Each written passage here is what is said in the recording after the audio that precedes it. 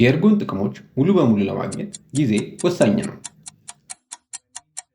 ጥቅሙን ከፍ ለማድረግ መቼና እንዴት እንደሚመገቡ ማወቅ ያስፈልጋል። አንደኛ፣ በባዶ ሆድ አይውሰዱ። እርጎን በባዶ ሆድ መውሰድ ውጤታማ ምርጫ ላይሆን ይችላል።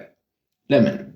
ምክንያቱም በሆዳችን ውስጥ ያለው አሲዳማ አካባቢ በእርጎ ውስጥ ያሉትን ጠቃሚ ባክቴሪያዎች ሊገድላቸው ስለሚችል የሚገኘውን የጤና ጥቅም ይቀንሰዋል።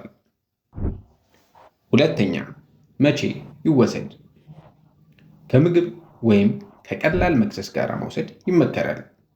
ምክንያቱም የምንመገበው ምግብ የሆድ አሲድን ስለሚቀንሰው ጠቃሚ ባክቴሪያዎች በሕይወት የመቆየት ዕድላቸው ይጨምራል። ይህም ለባክቴሪያዎቹ ምቹ ሁኔታን ይፈጥራል። እርጎ ሲገዙ የሚከተሉትን ነጥቦች ልብ ይበሉ። ላይቭ ወይም አክቲቭ ካልቸር ወይም ሕያው ባክቴሪያ ያለው መሆኑን ያረጋግጡ። ያለ ስኳር ወይም ፕሌን ኤንድ አንስዊትንድ መሆኑን ይመልከቱ። ምክንያቱም ድብቅ ስኳርን፣ ሰው ሰራሽ ጣዕሞችንና ቀለሞችን ማስወገድ እንፈልጋለን። ሌላው ደግሞ እርጎን ከመመገቡ በፊት እነዚህን ነገሮች ይወቁ።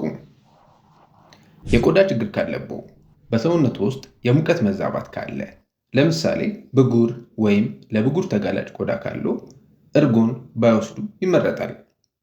የጨጓራና የአንጀት ችግር ወይም ኢንፍላማቶሪ ባውል ሲንድሮም ወይም IBS፣ በእነዚህ ችግሮች የሚሰቃዩ ከሆነ እርጎን አይውሰዱ።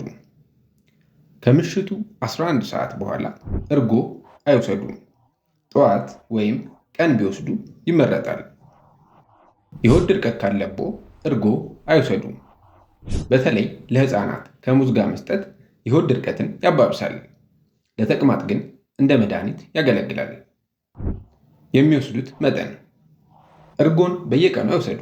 በሳምንት ከ2 እስከ 3 ጊዜ ቢበዛ በቂ ነው። በጣም ንቁ ስፖርተኛ ካልሆኑ በስተቀር አዘውትሮ መውሰድ ለቆዳ ብጉር መውጣት ምክንያት ሊሆን ይችላል። እነዚህ መረጃዎች እንግዳ ሊሆኑ ቢችሉም የሰውነቱ ቆዳ ለውጥ ካሳየ የእርጎ አጠቃቀሙን ይቀንሱ።